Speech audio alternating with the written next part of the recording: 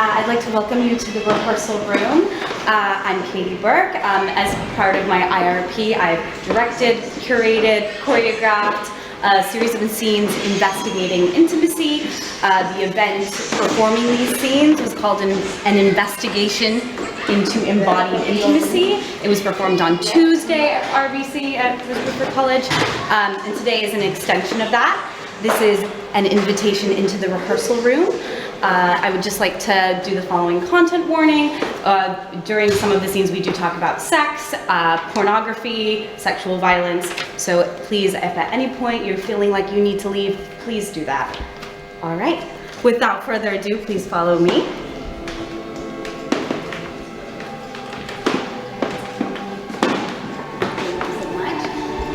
So I just want to invite you all to experience this part of the rehearsal room. Just to explore this for 5 to 10 minutes.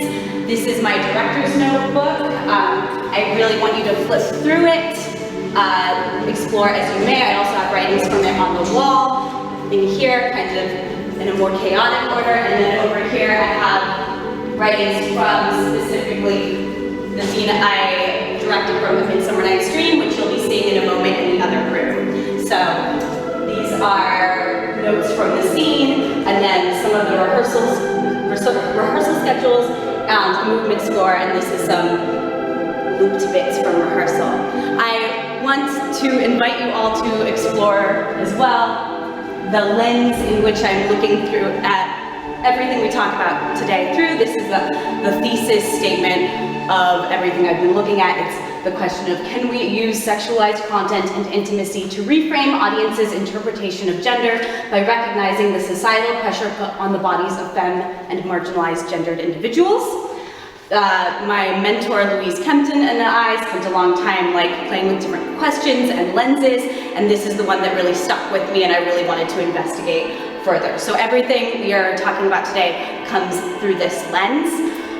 So yes, if you just keep that in the back of your minds as you're experiencing everything today, I'm going to give you 5-ish minutes to just explore the room. If we could all start at different points, it doesn't really matter where you start, just so we're not all crowded around one area, but please flip through, watch. Are we free to page through this? Or? Yes, flip through. That's just one example of something we've done.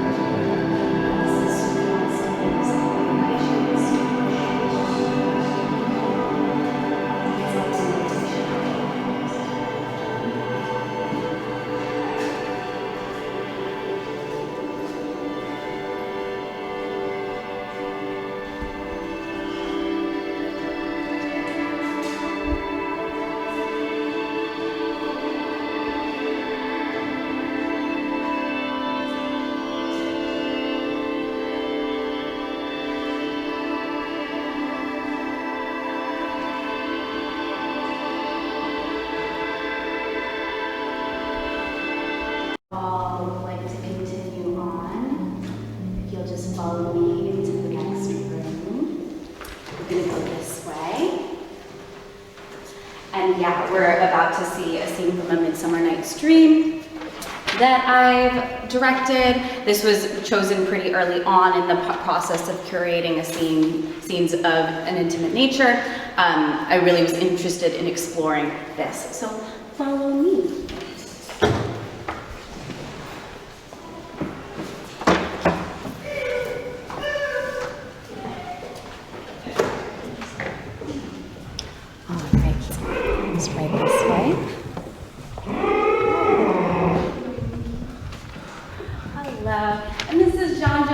Georgia. Everybody, give a warm welcome to John Doe and Georgia. Give a warm welcome to the Hi, John Doe and Georgia. Great. And John Doe and Georgia are just going to do a boundary check really quickly for us. I'm just going to talk while they do that because they've done it a lot before, so they know what they're doing. I'm actually going to ask that we all experience the audience this way. Sorry. This can be where we go. Thank you so much.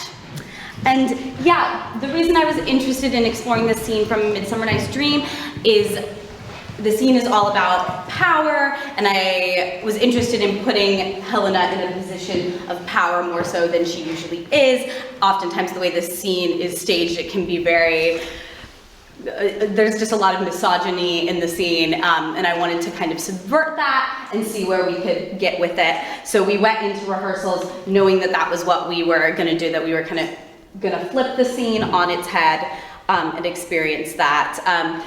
Just because there's some problematic bits for modern audiences doesn't mean that the whole scene should be thrown away necessarily. Like we can learn from that, we can explore things with it. So that's what we were trying to do in giving her a lot of power. And of course, thinking back to that original thesis question of how can we reframe these gender roles. Yeah. So, yes, great.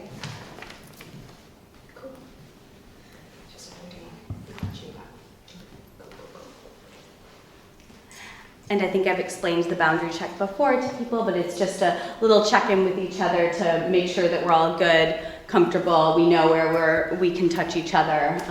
Yeah, and it's also just a great moment of eye contact, of connection with your partner, etc.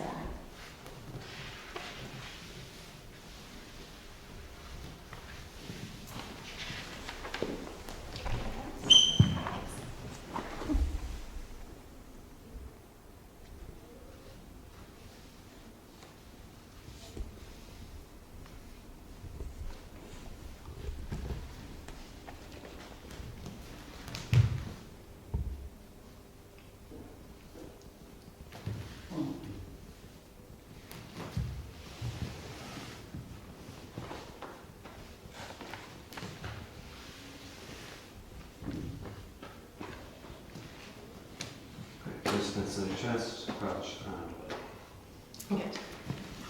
Great. All right. Are you guys good to go? Yeah. Water? Get whatever you need. What was that? Whenever you're ready. Yeah.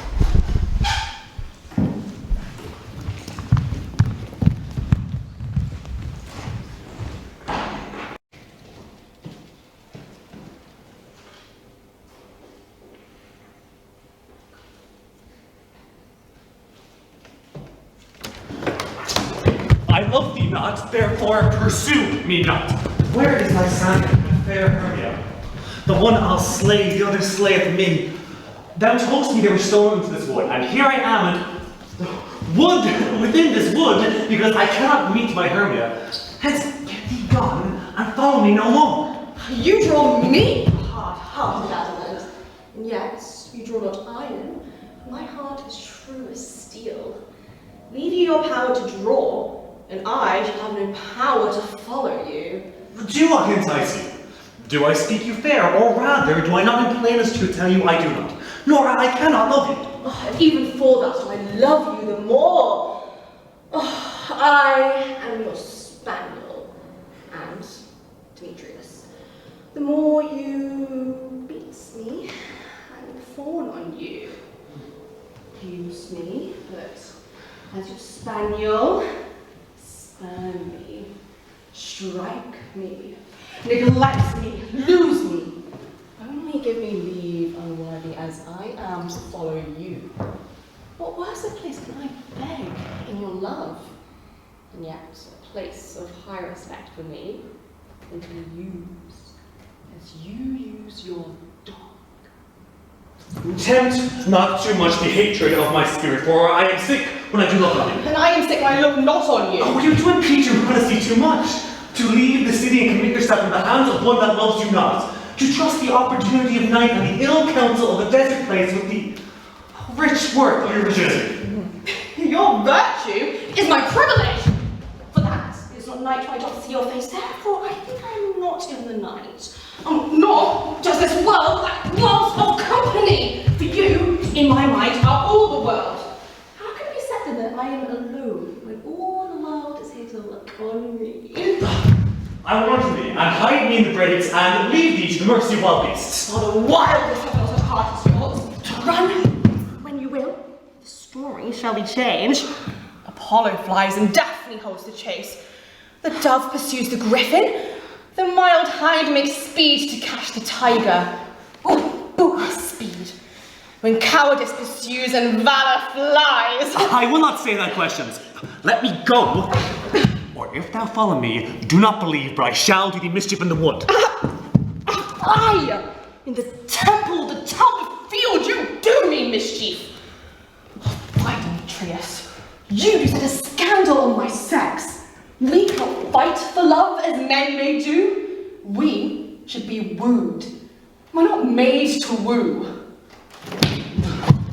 I'll follow thee. Oh, make a heaven of this hell, to die upon the hand that I love so well.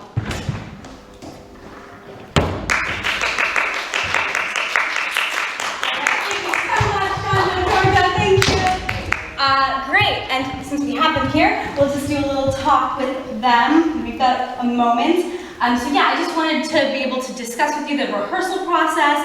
And so how was the experience of choreographing intimacy for this scene different than others you may have experienced? Sure, okay. Things I've experienced in the past, a director just kind of tells you, we're going to do this, do it, you know? And there was no discussion, no kind of safeguarding. With your experience, we kind of experienced the intimacy in a more abstracted way first, and then made it more literal, which kind of made it feel safer in my mind. Yeah, like in previous things I've done, it's the intimacy was kind of built into this from the get-go, or we kind of went through the text and found it in the text straight away and where it was going to happen. In previous experience I've had, it's like, oh, there's going to be a kiss in the scene, but we'll figure that out later, and it's kind of pushed off until like the week before the show, which as like an actor is quite like anxiety inducing because you never kind of have a full sense of what the scene's going to look like before the week before the show. But with this, it was very much like placeholders and kind of building that in from the get-go, which meant, okay, I know what the scene's going to look like, and it's not going to change before the show itself. Yeah, and if it does change, it's a conversation that we're all having, that we're all a part of, and just making sure that from the get-go we're going through the scene through text and talking about like, okay, here's what we think might happen, here are the possibilities, what are we comfortable with, what do we want to explore, and especially when we're exploring this idea of Helena being like really sexually empowered, like where we can go with that. Yeah, great. So how did reframing the power dynamics of a classic scene affect how you experienced the choreographing of intimacy in the scene? Well, I found it interesting because at the start we kind of, I think as Katie was saying, that we were like the story of the scene that we're trying to tell was more that inverting that power dynamic, where Helen was more kind of empowered throughout the whole scene. Mm-hmm. So there's moments in this, like there's certain lines for Demetrius that I found like could obviously come across like very threatening, where he's talking about the opportunity of night and the cancel the desert place. And we're initial kind of runs of it, we think, oh, maybe you advanced it, maybe you're trying to take the power back, but that didn't really work within the story we were trying to tell. Yeah. So kind of all the physicality and like intimate moments kind of felt that they needed to follow the story, or kind of adhere to the story that we were trying to tell with the scene. Yeah, it was nice to have a scene in which a woman is typically shown as being maybe in danger, and actually bringing the power back to her, and she kind of feels a thrill in the potential, you know, rather than scared of the situation. Yeah. Great, thank you so much. And could you talk a little bit about performing it on Tuesday versus performing it today, and just your experience of the scene in general in terms of performance? Sure.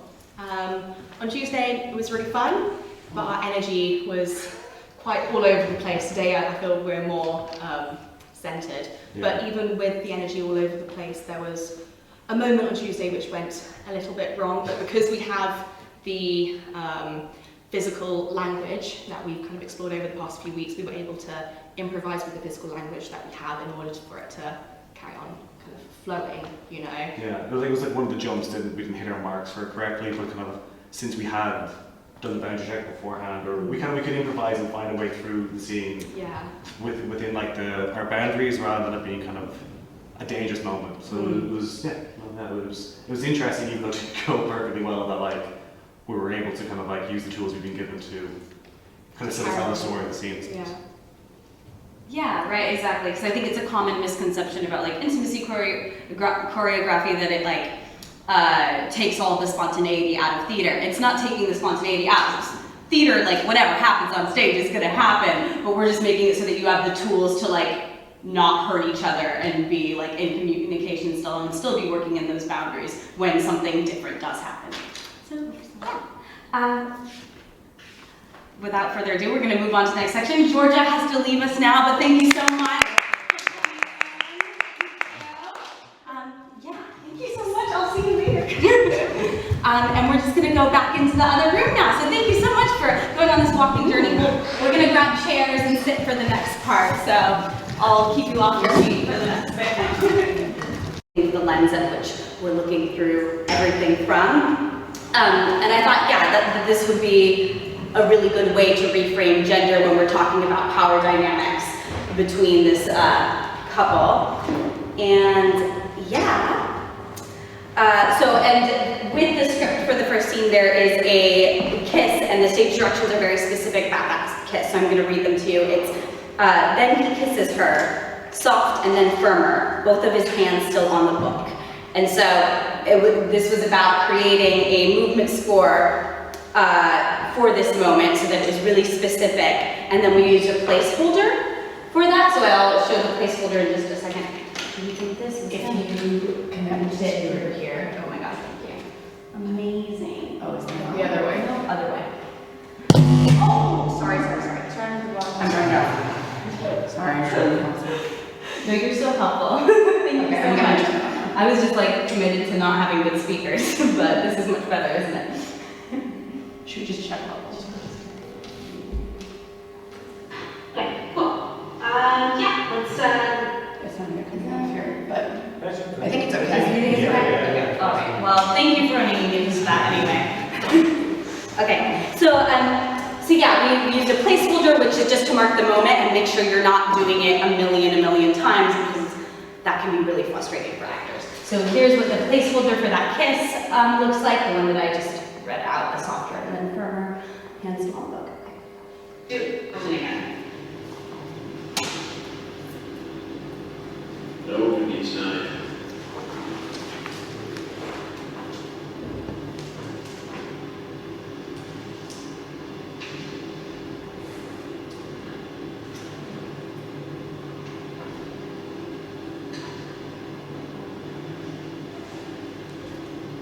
That was nice. All right. I thought that was going to say title. I thought it was just Blake. But that's fine. It was just meant to pause there. Yeah, so we use the placeholder. I really liked what one of the actors said about placeholders was the pressure on our hands was exactly the same. This was after the first time of actually doing the kiss. The pressure on our hands was exactly the same. It didn't feel like it was the first time we'd done it, but it felt like a first kiss. And this is just important because it gives actors the chance to practice intention and staying in the scene without like having to do that a million times and without like, yeah, exhausting themselves, and safely, frankly. So like that if you're feeling sick one day, you have another option. If you're feeling just not like you want to be kissed that day, you have another option. So we can always be safe in that moment. And yeah, now I'm going to show the scene. This is the first scene, and this is a film from Tuesday. So thank you so much.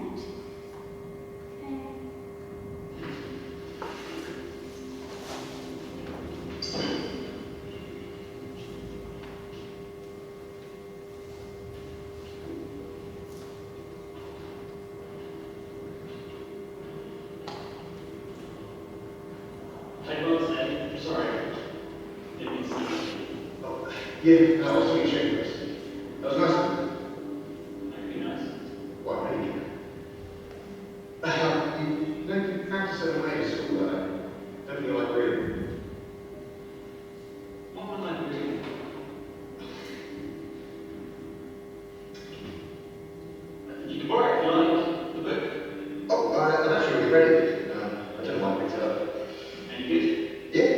very good. You might like it. It's all about cleverness and all that. Do your friends know you this much? Oh, they're really interested in that kind of thing. They're not interested in the world around them? Not as much as I do. They have other interests, I suppose. Right. Not bragging about having sex with you. Well, yeah, they do a bit of that, yeah. Yeah, I mean, I'm not clever yet. What are you? Well, most people is. I mean, sometimes they do go a bit over the top, then yes, that would offend me, obviously, but, you know, I mean, it's different for you. How is it different?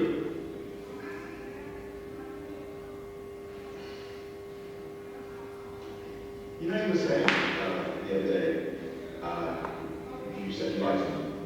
The other day, like the photography. Yeah. What did you mean as a friend or what? No. Not just as a friend. Right. Yeah, no, that's why I thought you were fine. I just wasn't sure. I'm just a bit confused at the moment as to how I feel. I think you really sort of know what happened. No, please, no.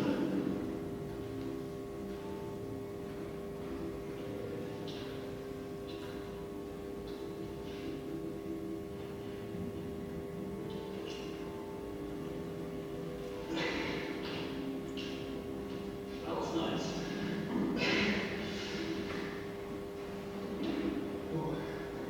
Nothing. What are you on for? No, it's nothing. You act like you can kiss. I haven't.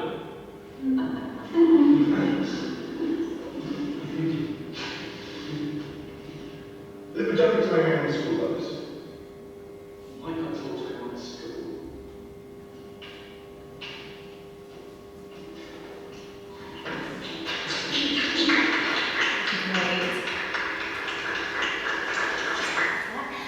Amazing. Yeah, so that was what the scene ended up looking like.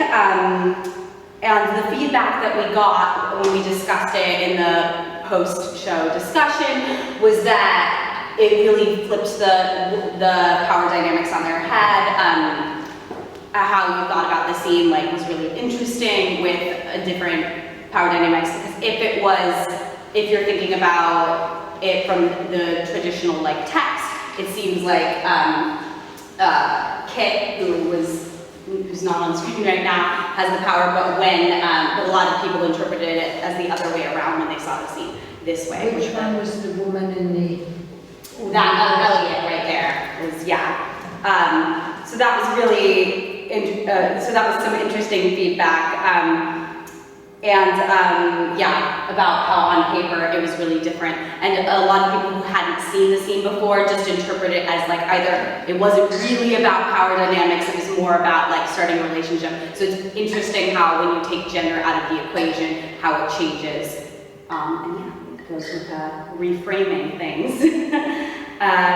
Great. Gonna move on.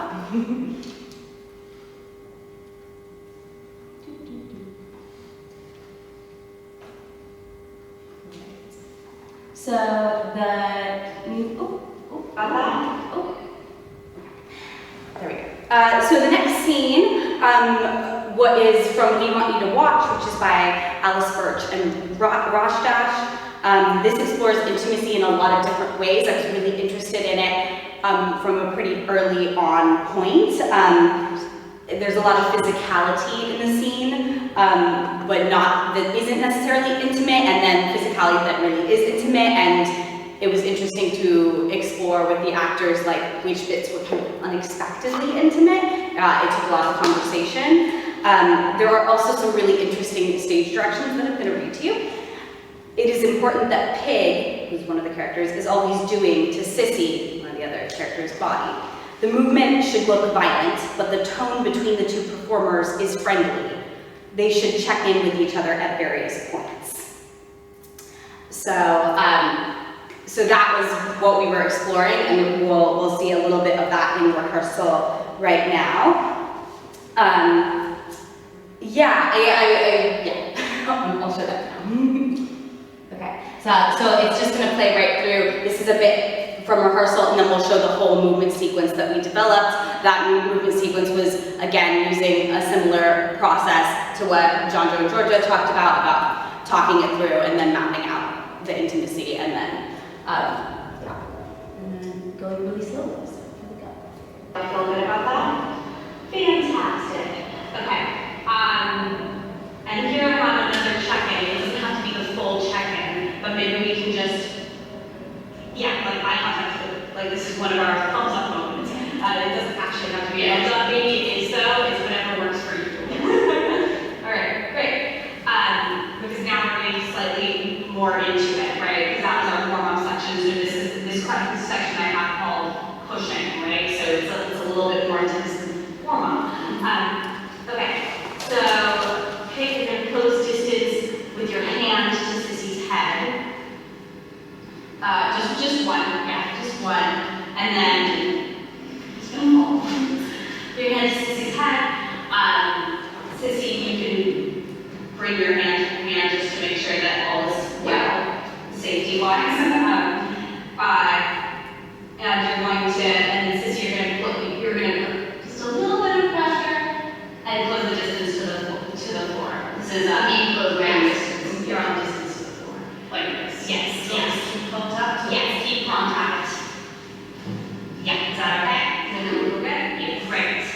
Great. So yeah, and that's going to happen on a fast count. Like I said before, we were going with this slow tempo. That should be like a 1 count. Right. All right. Can we try that again? Yeah.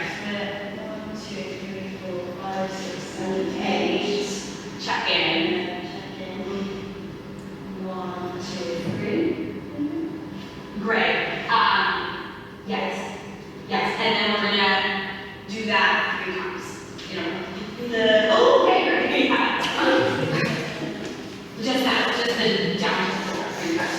And then get back up. And then get back up. Yes. This is what we're gonna need to do. Okay. So 8. Check in. 1, 2, 3. And again. And again. Do I say again? How many times? 3 times. 3 times. And then up. Okay. Yeah, great. So hard to. This is it from the actual performance. It's a whole score, but that was just a part of it. So. What it feels like to watch is what it feels like is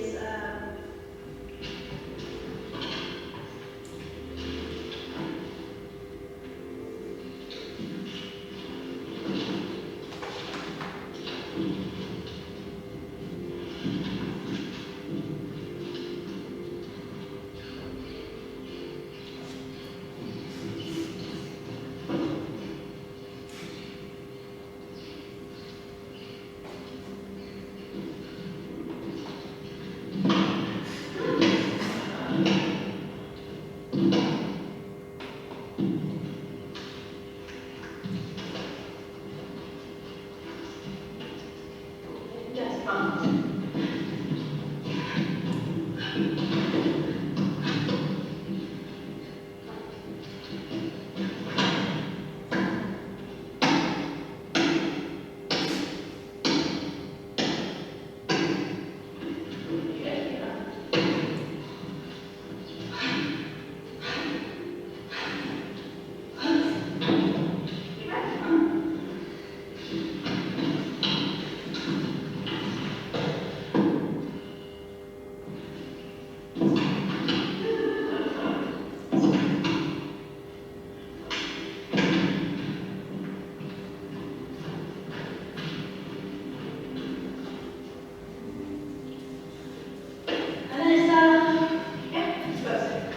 Alright, great. So, yeah, a lot of the feedback we got for that scene was that it was really interesting to be able to see the underpinnings, and that's what we talked about when choreographing it. It's like we want to see all these check-in moments, and we kind of want to see that it's fake while it's happening, because we never want it to feel like anybody is unsafe, obviously, and that was an interesting experience, especially for the actors who had experienced it themselves and then seeing the actual check-ins.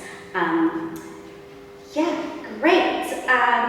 Yeah, I'm gonna show the scene. I just wanted to give a little, like the whole scene, I just wanted to give a little, like, announcement about the Queen appears in this scene, kind of ironically. So I just thought I'd say that before we see it, just in case anyone's feeling particularly sensitive or anything like that. I just wanted to acknowledge it before it just kind of happens. Yeah, and the scene is about pornography, so just bear that in mind. Again.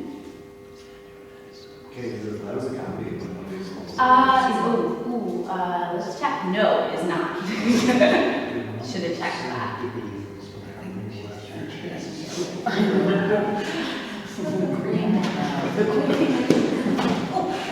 Right.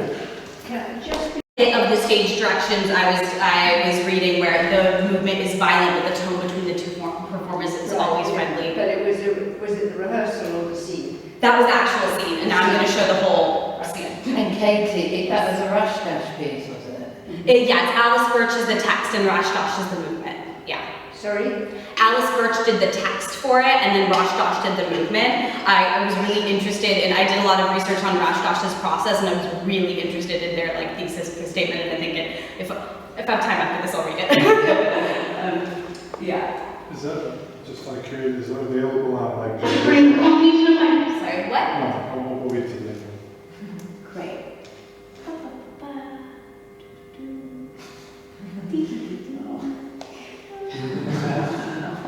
All right, here we go.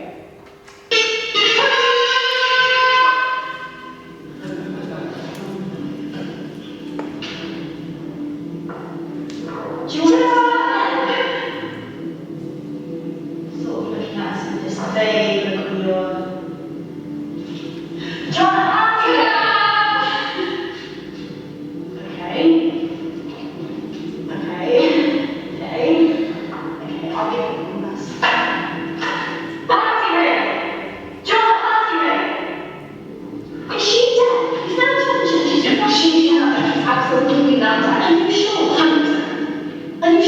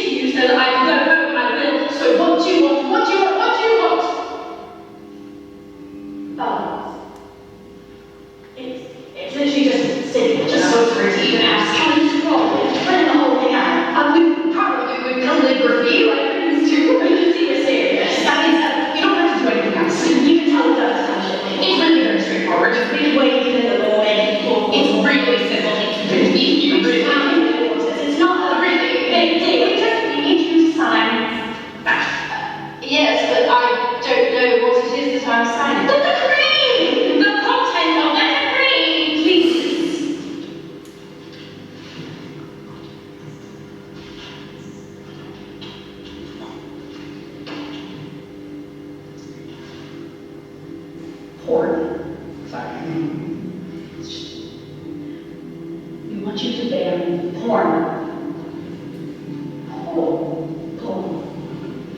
Porn. You want me to ban pornography?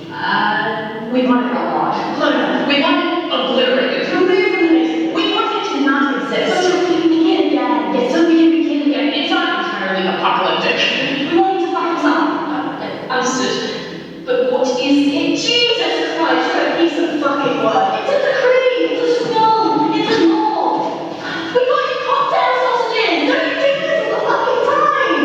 I'm tired, and I'm furious, and I'm confused, and I'm so sad too, okay? Because there's no depiction here, alright? There's no safe bit where it all exists as a concept or idea or a fantasy, okay? Just because it's named as that, just because there's been such a lack of specificity around that word fantasy, does not mean it can be hijacked and own that meaning. What you ended up watching, okay, by its very nature, what ends up on screen is an act or a series of acts that has actually happened to those people, okay? And it's a tangible event and cannot be disregarded. And we checked that you can do this, we checked really thoroughly, so can you just fucking sign it, please? Pornography. What is pornography?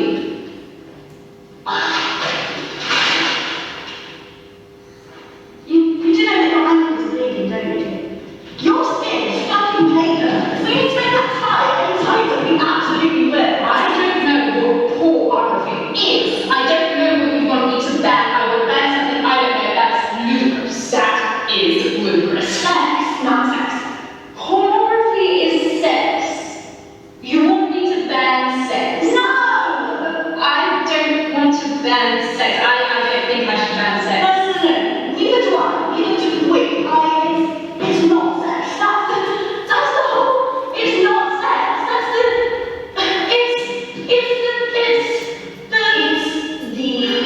printed or visual material containing the description or display of sexual organs or activity intended to stimulate the sexual activity. Exactly. That's not it. That doesn't explain it at all. It's watching other people have sex. No, but sort of. Essentially, but that doesn't explain. Okay, it's looking at genitalia. No, but it can be. But that doesn't summarize the. Okay, it's not. I don't know how to. It doesn't. If you're not seeing it, it doesn't make much. I don't know how to. It's hard to, okay.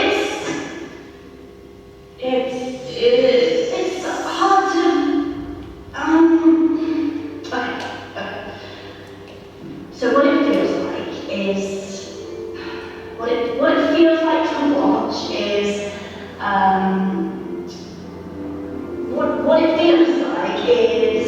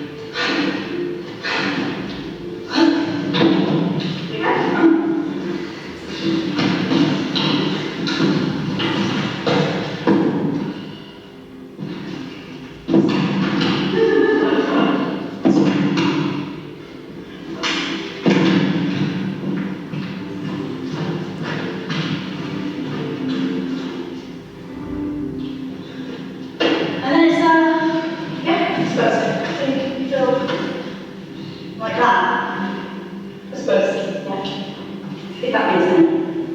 That's a lot.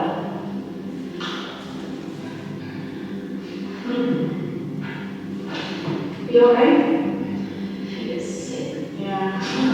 You bucket? Could you pour a bottle of gas? You have to Claire, or something on our time. You sign it. I don't understand. Oh, okay, look. No. This is going on fucking everywhere, okay? And you don't. Yes, I do. I get it. Shut up. I get it. I understand what you have just shown me. I get it. It's just. Aren't people having sex? Don't people want to have sex anymore? Yes. All the evidence would point to that's not what this is. This is not about sex. No, clearly. That wasn't sex, what you just did. That's not what sex feels like. No. It's not what sex feels like at all. No. Right. No. Sure. I mean, I you know, okay. Do people think that this is sex? This whole argument? Do they think that that's sex? It is, technically. No. What does this is? It's not. Biologically speaking. No. Well, I mean, it is. No. What you just did, that's not how sex feels. Okay? Sure. Same old things. Well, biologically, you may be able to say that your porn is sex. Well, that's just a clarify. That's what sex. Maybe you'll partake of this demonstration. You are the same, but sex. What sex is, what the sensation is shut.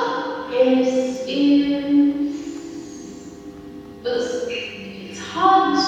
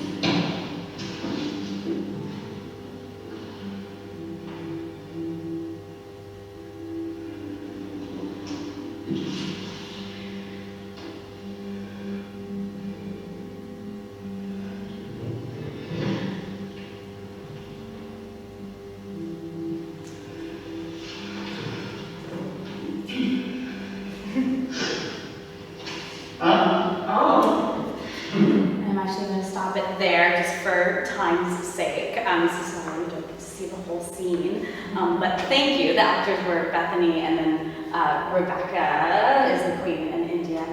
So they were wonderful. Yeah, and it was an interesting scene to get feedback for because of we have this depiction of porn that's done through this movement, but since you have two femme actors in the movement sequence, it's kind of reframing the power dynamics that we think about that relationship in and like the violence of that in. So that was really interesting, also exploring the intimacy of being the only person like moving on stage and depicting sex through that, and like how are you going to do that? How can you depict sex? And that's like a really vulnerable thing. So like figuring out how to do that intimately was a really interesting process that we explored in a lot of different ways. Okay. Did you change? Is it a written play? I mean, it's a... Yeah, they wrote down what they did for the movement in this like very abstract kind of way. So they don't tell you exactly what they, like for the Queen's movement thing, they don't tell you exactly what happens, they tell you how they did the process, and so we explored that and other avenues to create something. It wasn't like left shoulder to, yeah, it was, yeah. And did you change the gender of one of the... No, I kept it all same gender. I thought it was important. I thought the scene did enough with power dynamics and enough, and also it would be difficult to explore with, we kind of talked about this in the feedback as well. I think it would be a different scene if there was a male actor in it, and I think it would have been harder. It would have been a harder scene to do. It would have had to be a lot more careful, just with how we approach gender dynamics in this kind of violence. And what's the play called, Katie? We Want You to Watch. Thank you. You to watch. Great. I started right on the dot, didn't I? Sorry. Okay. It's fine, it's okay. All right. The last piece that was a part of the experience on Tuesday was a rehearsed reading of a monologue that I had been working on throughout this process. And I just wanted to talk a little bit about that. It was an interesting experience because I had a lot of time to myself, and so I was like, how can I explore intimacy with myself? So that was something I was interested in this idea of. I wrote something that I wanted to explore, but I found it difficult to embody, so it's not as fully embodied as I want it to be. I think where I struggled with is in terms of, I feel like I've developed a lot of confidence over this project directing other people, directing myself. It was very difficult. I was like filming myself moving, and I was like, I don't know how this seems. So I think that's something that will be interesting to explore further if I do want to take this monologue on a journey. Yeah, but I thought I would read it for you because it does explore the same themes, and I think it's all part of the lens of how we're looking at gender. And yeah, it had a lot to do with this like discomfort of female pleasure, which kind of ran parallel to the Alice Birch scene, Alice Birch / scene. Yeah, so I'm gonna do a reading of that if time permits. If you have to cut me off, that's fine. So just a second. A figure appears, a ghost. A woman, but we can't see she's a woman. She is wearing a white sheet with 2 holes cut out for the eyes. It should be funny. There is something amusing about her presence on this stage. She looks around nervously before starting. She's petrified as opposed to petrified.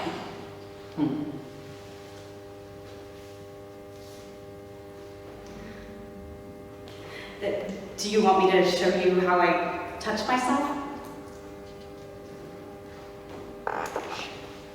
Do you want me to show you how I touch myself? When I'm all alone at night, thinking about all the things I would do if I just had someone to keep me company. When I have this ache inside of me, this longing, this feeling of emptiness, a void, a space that needs to be filled. That's not right.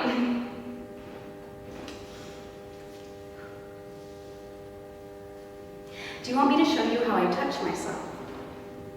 It starts slow and gentle, just the lightest of touch. I will trace constellations over my skin, making connections, discovering universes in myself. I am an explorer, looking to find myself, my fingers the front lines of this expedition. It's smooth and continuous, no pausing, just the slow rush of tracing a sensual line over my whole body.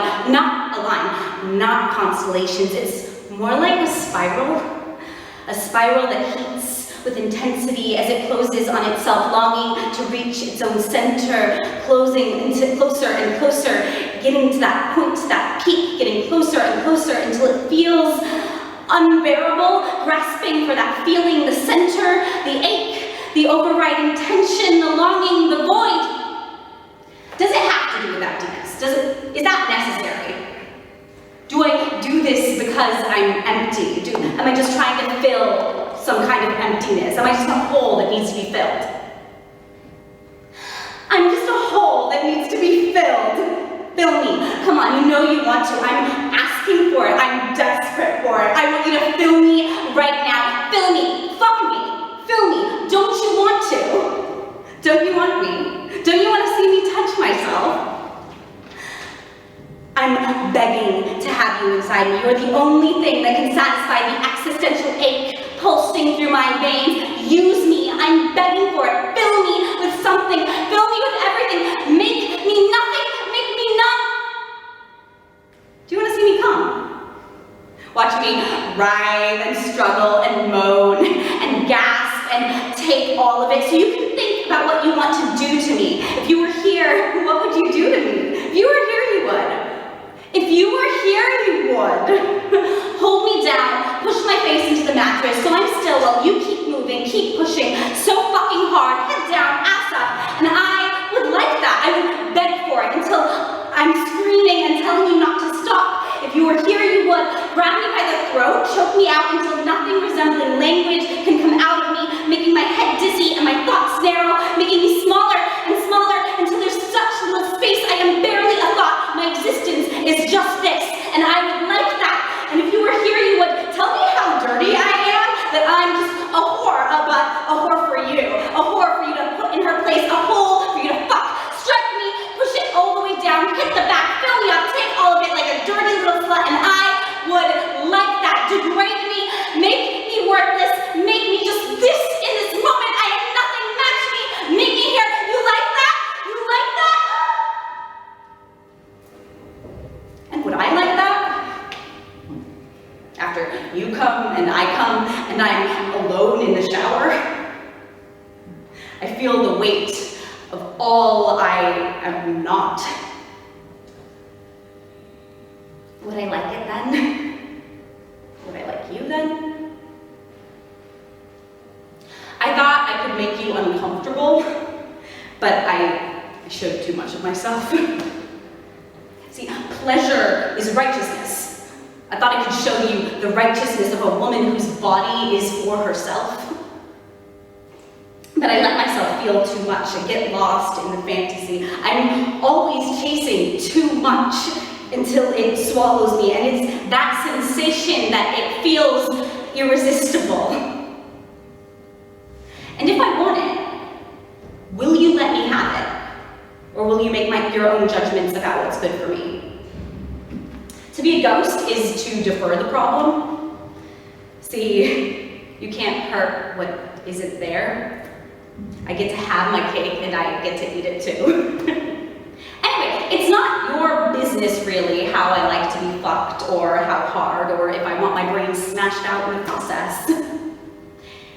If I were a woman, I'd be scared you might judge me. But I'm not a woman. I'm a fucking ghost. Thank you.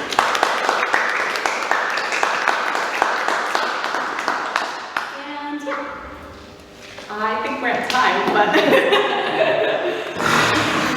Great, welcome. Take a minute, Kaitlin. Thank you. Thank you very much. Have we got any light in this room? Oh, we do. Yeah. Sorry, I'm just trying to hold. Because there was a lot of information there. So, and maybe John Joe can contribute to this. So you did a sort of a research showing a couple of days ago at Yes. Bruford, and you had an audience then. It was beautifully filmed, so it was, we could get a real Yes, I can, I can send that to you as well. Yeah. And you talked about in your scene something went wrong. I don't know whether anybody else had the desire to know what the thing that went wrong was within the context of that experience. Yeah, so basically the moment is near the end where Georgia jumps on my back. We just missed our mark for that, so she ended up jumping onto my back the wind way that she did when the show was there. She kind of just ended up putting her hands on my shoulders and just jumping and not actually. Oh, okay. So like, she kind of did two jumps, and then I probably kind of, I didn't figure out what was going on me. So kind of like, we checked in with each other, there was kind of an eye contact moment, and she kind of tapped me on the back for me to go down and into the next kind of physical moment. Okay. And then she kind of just couldn't get hot, like raised herself into the next before she's kind of on my back. But it was, looking back at it, I mean, in the moment it was like, okay, we missed our mark. So it was in the it was like a missed moment in the choreography. Yeah. But not in terms of any excess or unwanted physical intimate contact. No. Right. So it was kind of like just the miss moment kind of the movement score that we had, when we were able to find our way back onto that track. Yeah. Within the kind of. Because potentially when you're working in any kind of choreographic or physical context, you could quite easily miss the mark, but unintentionally place your hands in parts of somebody else's body that have not been previously agreed. Right, but because you've been through this process, you do this short kind of check-in, and the kind of methodology works despite those potential mishaps that might happen. Okay, thank you for that. So I'm really clear. I always like to know what went wrong. It's where the interesting thing is, right? And what else did I want to? So you've given us a whole range of different examples. It feels to me, Katie, like you're really onto something.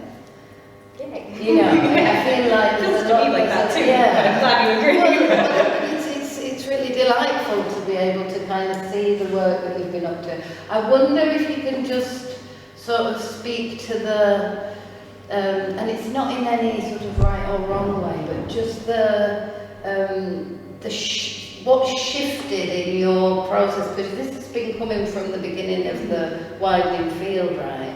And it was really delightful to hear you talk about your confidence building as a director.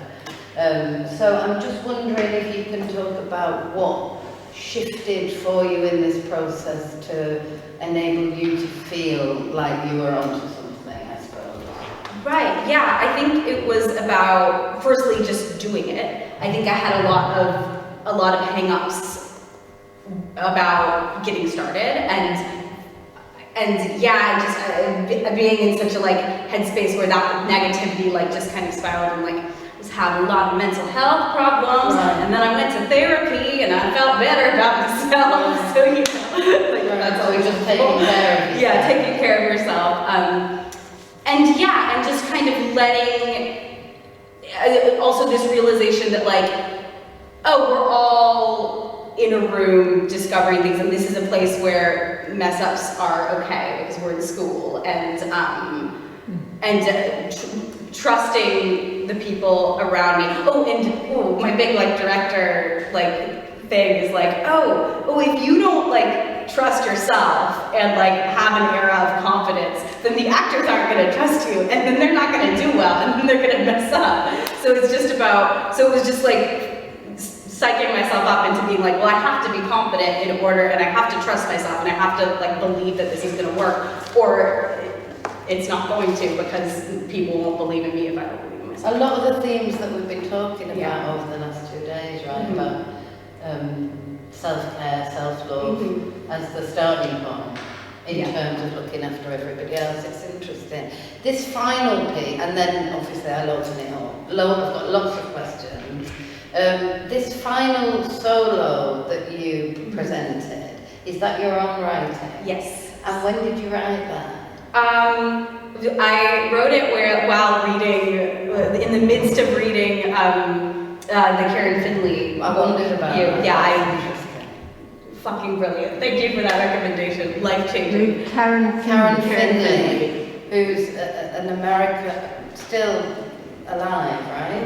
An American performance artist that did a lot of kind of vocally explicit work, but often performed it in a kind of a stand-up context rather than an inhabiting a character.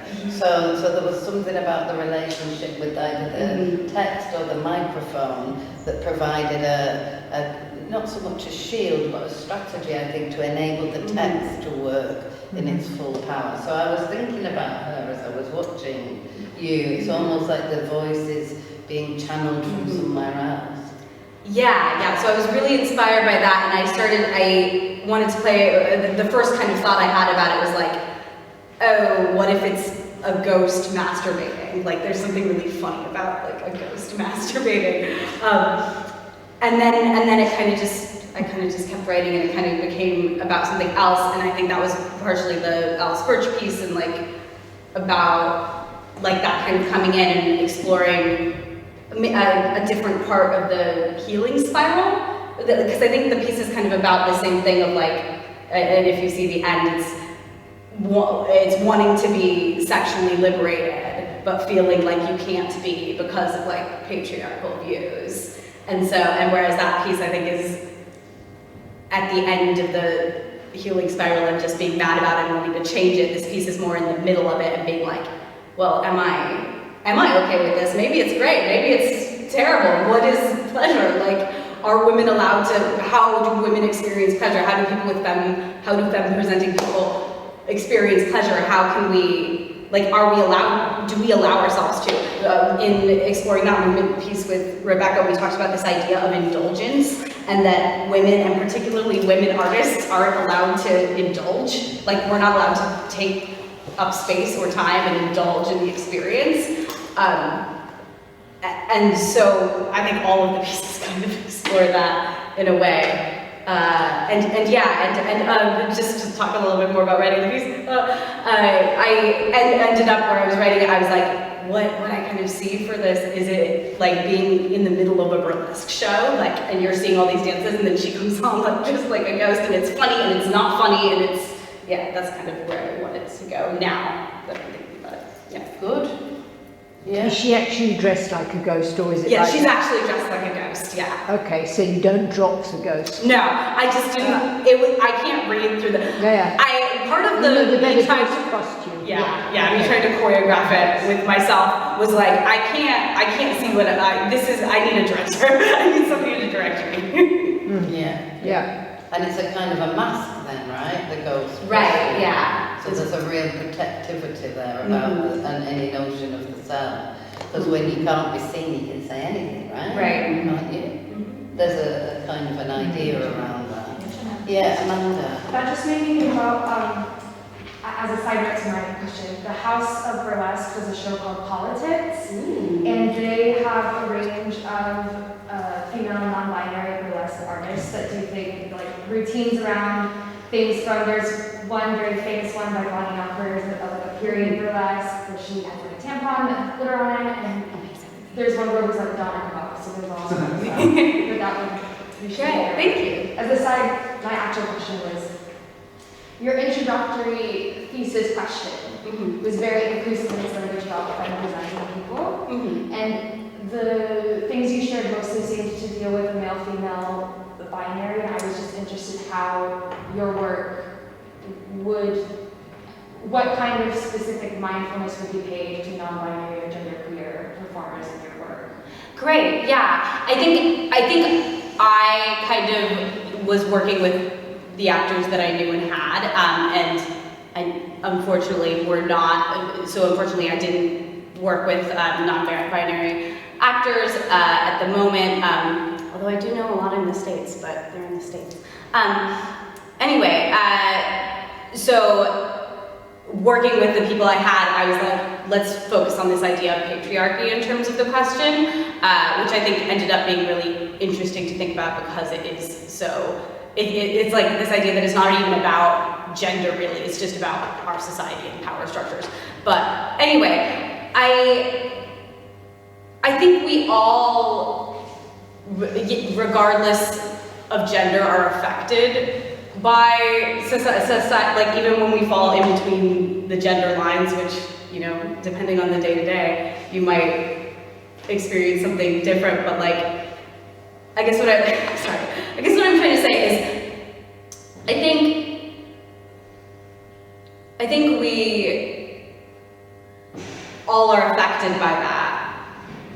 And I would be interested in working with more people to see how the different ways that we are affected by it. Because because I don't have all the answers, obviously. Like, I would love to be in more conversations with more people about how the patriarchy affects. It's to be worked out. Yeah, exactly. I think that slightly links into mine when I said, oh, I would be interested to ask Georgia, because in that piece I saw how am I going to the specific or the whole? I saw how the dynamic was changed to make her more powerful, and yet there was something in her own acting demeanour which had what I would call submissive postures, the sort of inviting things which were very much the same. And you can sort of say those are more powerful, but I'm wondering and thinking, or in suggesting, that you also go to the more personal embodiment of tone, of posture, of what are the things that actually make you empowered. And the kind of sensual inviting movements, for instance, well, maybe they do, maybe they don't. I think it would be a place of exploration. I wonder if you did explore it. I think the conversations that we had about exploring like Helena's sexuality were that like she knows what she wants, and like just because of the text, it's like she knows what she wants, and that's a certain amount of like submission, but just because of the text. So that was the kind of where we were coming from that. But I agree, it would be interesting to see it, especially with the like height difference. I think it would be physically interesting to watch that. Although is it submission? I mean, you know, that's the whole thing. She talks about the dog, and that's quite interesting to me because, well, most of us, if you have a dog, it's not like that, actually. So it is an interesting balance, and I really appreciated that that's not quite a question, and it's something that you've found or you said about really actually going from the first moment with the text or with the scene to what's involved here. I see that that's a really important thing. I think I'm just saying, remember to include the individual physicality as well as the interactional one, something about that. Yeah, I mean, lots to be talked about. Anybody else got a question? Yeah, I think there's so much, like, I also feel like you're onto something, and especially in that scene, which is so classic, the Shakespeare scene. I wonder if you could switch the roles, have the woman play Demetrius, and, you know, just to see what happens. For the purposes of this research experiment, I really wanted, I mean, it's a shame they had to go, but I wanted to see when you talked about a more traditional way of playing this scene, or, you know, I think you said something about, you know, it's traditionally full of misogyny. It's a reading of that scene, but I think it's because you packed so much in. I'd like to have seen, and maybe you can think about this for your documentation too, just to see what the different sort of examples are of how would this be played in, you know, in what might be perceived as some more kind of traditional way, so we can see what the impact of that. Right. It's more about contrast and comparison. I think so, yeah. And your actors that you worked with, where did they come from?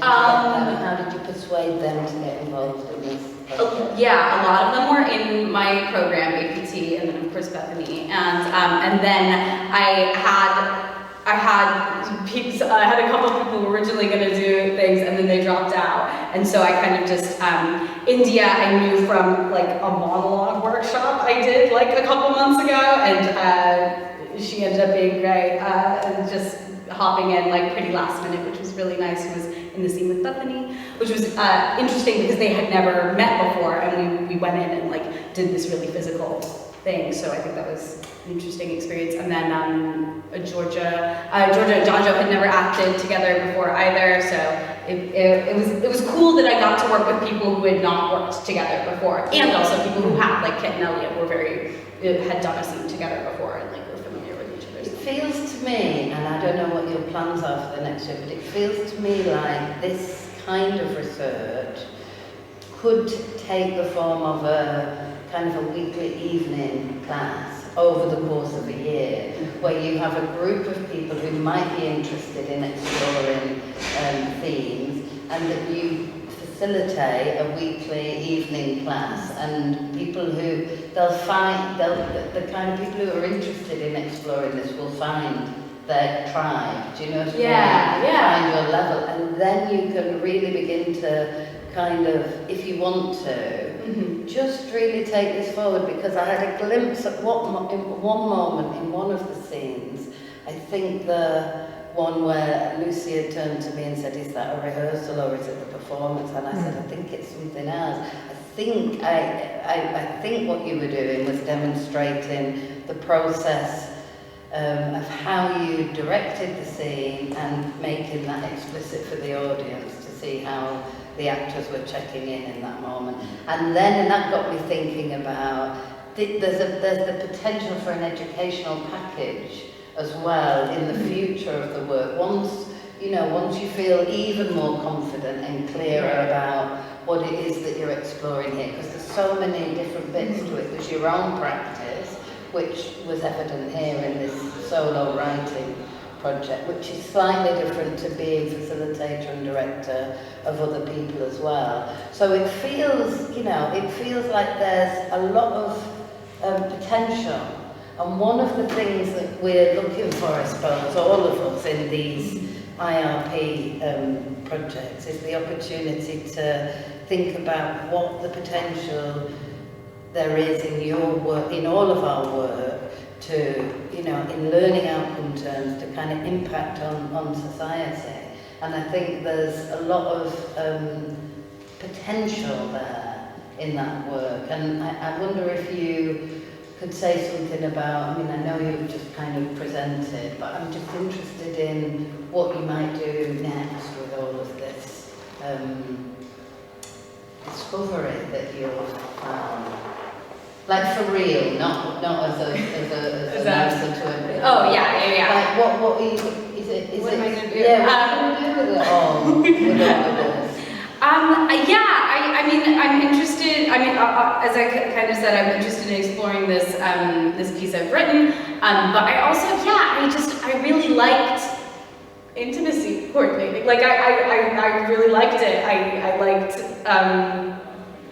I think in the widening field, I was worried that I was going to be really bad at it. Like I was worried that I had this instinct and this draw to it, but I wasn't gonna be good at it. But then, I don't know, I got all this feedback, particularly from Kit and Elliot, who were very nervous going into this scene, just saying we're friends and we don't want things to be weird after this. And then the feedback that I got from them was so it didn't feel like anything It felt so normal. It felt like I was just acting in a scene, and the process was so very positive with the actors and getting really good feedback about how safe everyone felt. And I like that. I liked doing that. I liked seeing how things kind of developed and I think. Sorry, no, go on. So I think where I go with it is I'd like to kind of take this into other people's rehearsal rooms and see how it goes. Take this into practices elsewhere. I like the idea of a weekly night exploring. There's a bit more agency than going in to serve some other director as you kind of fall back potentially, unless it's set up well, into those hierarchies. Right, where yeah. there's also a bit of an intimacy coordinator, Yeah. should we need it, rather than going, this in itself is the field Yeah. that I, Katie, am interested in exploring. Yeah. So, you know, great that you've I just arrived wanted at to that reflect back the link when you started with that about your monologue, because I think that's also very key, that the work you're doing with who can touch who where, that you bring to yourself about Yeah. and help other people bring to themselves about what can I safely, creatively, challengingly share intimately. And the thing about the mask is a great, you know, those things, you're beginning to do that. Mhm. And I think you're right, it would be good to do it with other people, even though it's solo. Yeah. I think that's a very exciting place, because I often find it confusing with people, that bit. Just one thing with the kitten, the kiss scene that you Yeah. mentioned, I found it interesting that I thought the placeholder was more intimate. That their bit with the fingers was like, and the kiss was a little bit, okay, we're doing this. So it's interesting about, and maybe that's another thing, it's about what are the steps. A kiss is a more normal way of expressing intimacy, but touching fingertips and squishing them, you know, was like, so there's another thing about, could you actually change the marks of intimacy so that people were more comfortable with it? Yeah, no, I find that fascinating because it's like you never, and I talked a lot, my mentor and I talked a lot about this, where like you need to have a performance because part of it is like, what did the audience find intimate? And that's great, thank you for sharing, I'm so glad you shared that. I did, I thought, oh. Yeah, because and that probably didn't feel intimate to them at all, but it felt intimate to the audience, so like, I mean, that's kind of beautiful, isn't it? There's something magic about that. Just on that note, there's a through line with every piece that you showed. So the hand gesture, the spoken piece that you did, there was almost something more powerful about you speaking and using the ghost as a symbol. It gives us agency to see whatever we want to see and put ourselves there. Also with her scene, we understand our own understanding is of sex. We saw what we saw with Rebecca's movement piece, and that gives us again agency and representation of what is intimate, what isn't. We got everything out of that. We didn't have to see the actual action. Right. Yeah. I'm mindful of just making it fair on time, so I'm going to bring it to a close. We've got the rest of the day to continue with our questions and proposals for how you might move forward, but thank you, Kate. Yeah.